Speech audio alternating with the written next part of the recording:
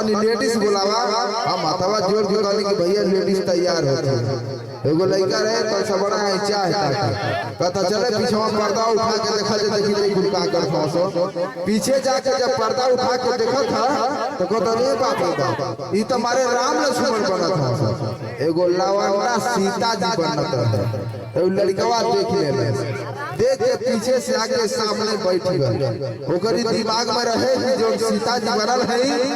ladies ना हो लवंडा मंच पर राम जी रोवत हो रो के सीता जी के बुलावत हो सीता सीता तुम गाओ सीता लड़कवा आगवा से खुनसा मने मने की बड़का रोवत हो पूछत ना इनकर बतिया आ सीता जी के इनकर बनल है उ खूबे खुनसा आके उ बतिया के बुझला कि लड़कवा करी त का करी राम जी रोत हो सीता सीता तुम गाओ सीता सीता लड़कवा कहता चुप रह मत तुझे रोत हुआ